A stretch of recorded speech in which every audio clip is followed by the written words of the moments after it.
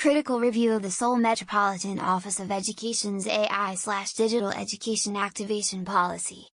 Seoul Metropolitan Office of Education's AI/Digital Activation, Growth for All, or Compromise for Everyone?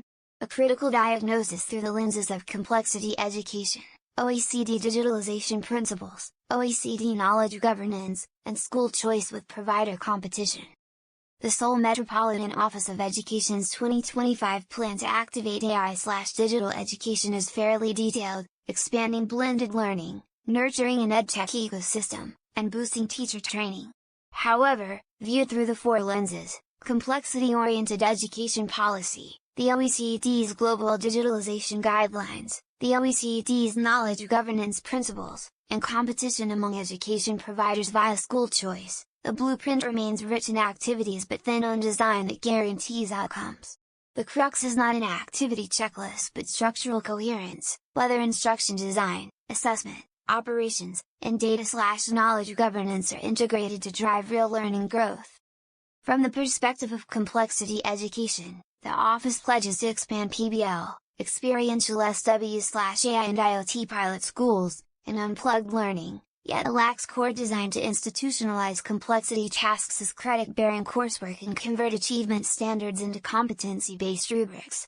There are many cases of blended instruction, but no operational standards for task difficulty design, feedback protocols, retry structures, or remedial interventions, tutoring and supplemental tasks. Complexity education is not a list of teaching techniques. Its essence is a coherent structure linking key concepts, performance tasks, assessment criteria, and evidence-based, rubric-driven evaluation. Without this chain, experiences fade as one-off events.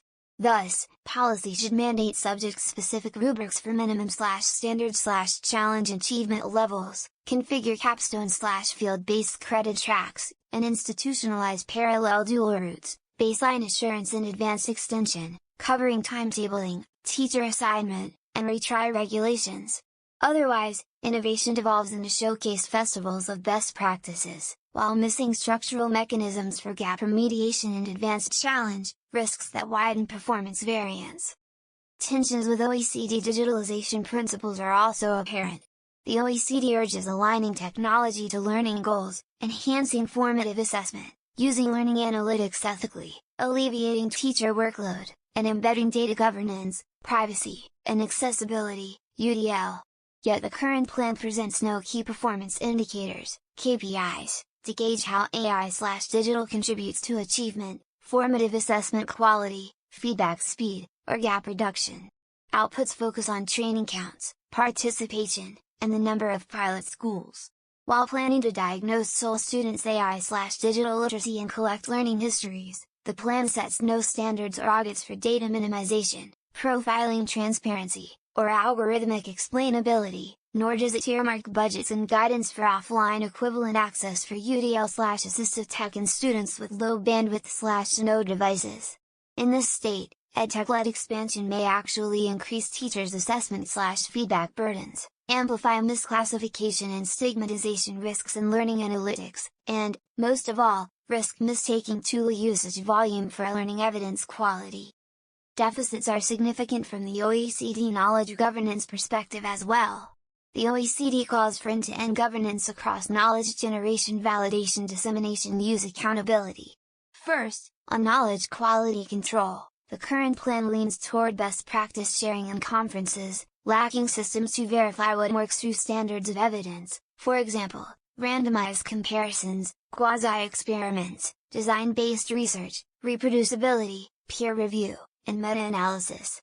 Second, metadata standardization is weak.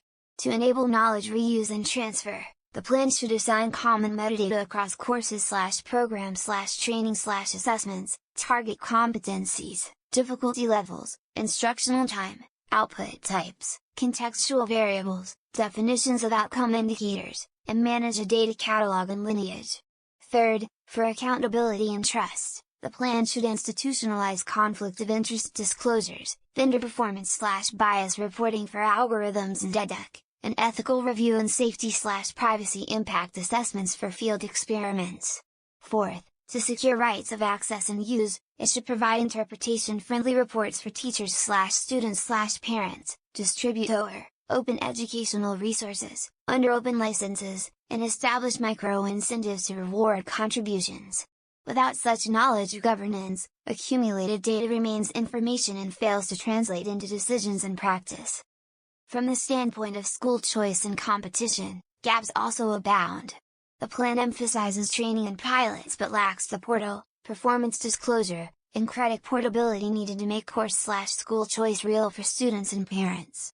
There is no disclosure regime, using the identified data, for course-level completion rates, achievement distributions, retake rates, feedback turnaround times, share of high achievers, and career-linked outcomes.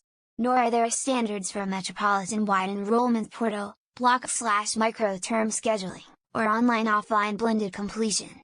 Incentives for teacher/content mobility, such as explicit compensation and evaluation weights for adjunct/itinerant/team teaching, are also absent. As a result, supply-side quality competition, schools/teachers, is unlikely to function, and expanded choice may devolve into superficial diversification.